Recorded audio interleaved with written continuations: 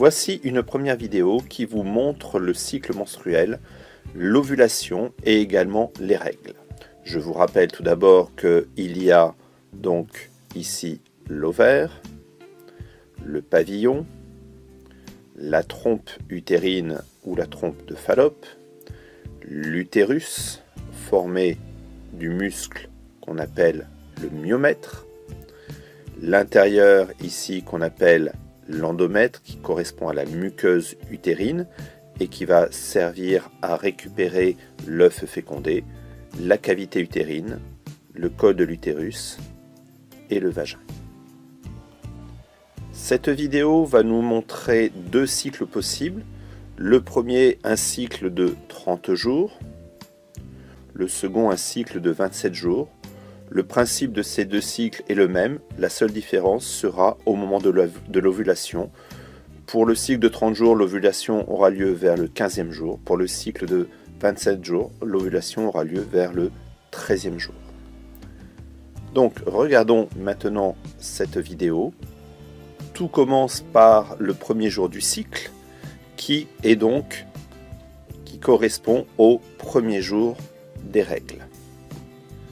Donc, premier jour du cycle, déterminé par les règles, c'est-à-dire la perte de l'endomètre, qui sera renouvelée après. Pendant cette première phase qu'on va appeler la phase folliculaire, le follicule se développe, follicule primaire, secondaire, tertiaire, follicule de Graaff, puis ovulation au milieu du cycle, transformation de ce follicule en corps jaune. S'il y a eu une fécondation, alors l'œuf fécondé sera fixé au niveau de l'endomètre. S'il n'y a pas de fécondation, l'endomètre sera détruit. Reprenons un petit peu plus en détail. Suppression de l'endomètre, règle, développement du follicule, follicule qui va sécréter les œstrogènes et donc développement de l'endomètre, ovulation, le corps jaune qui fabrique la progestérone qui va fabriquer dans l'endomètre les tubes et également permettre la vascularisation, tout cela pour préparer la nidation, c'est-à-dire la fixation de l'œuf sur l'endomètre, et s'il n'y a pas eu de fécondation, il y aura les règles. Le deuxième cycle, le principe est le même, premier jour du cycle égale premier jour des règles.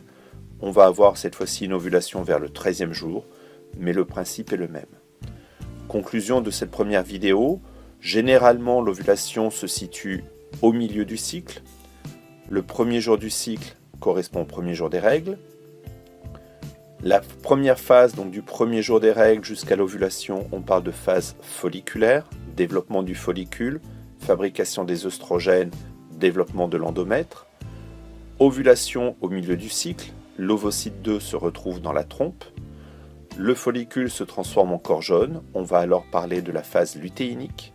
Ce corps jaune fabrique de la progestérone qui va permettre de développer les tubes à l'intérieur de l'endomètre et également de développer les vaisseaux sanguins, tout ça pour préparer la nidation, c'est-à-dire la fixation de l'œuf sur l'endomètre.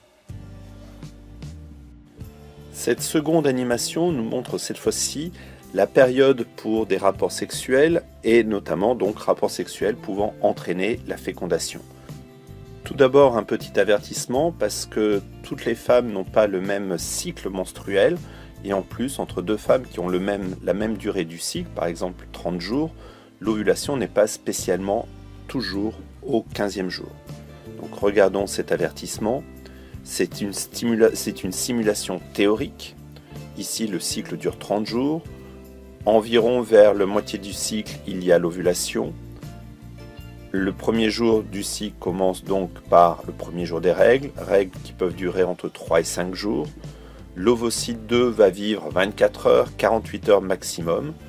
Et donc, tout cela va permettre de déterminer les possibilités d'avoir un enfant.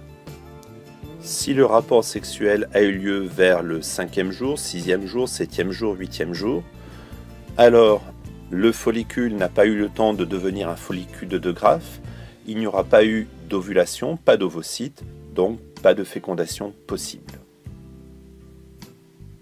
Les spermatozoïdes vont disparaître, vont mourir, et donc il n'y aura pas de fécondation et pas de développement embryonnaire et ni d'enfant. Si le rapport sexuel a lieu vers le 9e jour, on se rapproche du jour normal de l'ovulation, mais ici il est encore trop tôt. Le follicule ne donne toujours pas un follicule de 2 graphes, donc toujours pas d'ovulation, pas d'ovocyte 2 dans la trompe, pas de fécondation. Vers le 11e jour, ici nous voyons que le follicule de 2 graphes s'est développé. Il y a l'ovulation, l'ovocyte 2 se retrouve dans la trompe. La fécondation va alors se faire dans le premier tiers de cette trompe. Les spermatozoïdes entourent l'ovocyte 2. Dès qu'un spermatozoïde va pénétrer, ça va empêcher les autres de rentrer dans l'ovule. Et donc ici, quand un spermatozoïde va féconder, l'ovocyte va reprendre sa méiose 2. On aura le second globule polaire. On va parler alors d'ovule. Et les 2 noyaux vont ensuite féconder et on aura un œuf ou zygote diploïde qui va alors commencer ses divisions mitotiques dans la trompe. 2 cellules, stade 4 cellules, 8, 16. Cet œuf va aller jusque vers l'endomètre, il va se fixer au niveau des tubes et ensuite il y aura une communication grâce au sang de la maman développé au niveau des vaisseaux sanguins et donc alimentation future de l'œuf. Si le rapport sexuel a lieu juste après l'ovulation, donc là aussi il y a une possibilité d'avoir un enfant. Même principe, fécondation, reprise de la méiose, fusion des 2 noyaux, on parle de zygote. Si par contre le rapport sexuel a lieu nettement après l'ovulation, l'ovocyte 2 n'a pas survécu, il a disparu et donc pas de possibilité d'avoir un enfant. Donc je rappelle tout de même que ceci est une simulation théorique, il faut faire attention. Il y a une période propice pour avoir un enfant. Cette période se situe à quelques moments autour de l'ovulation, donc à peu près 2-3 jours avant l'ovulation jusqu'à 1-2 jours après l'ovulation. Et donc si on ne veut pas avoir d'enfant, il faut prendre toutes les mesures nécessaires au moment de ces rapports sexuels autour de l'ovulation.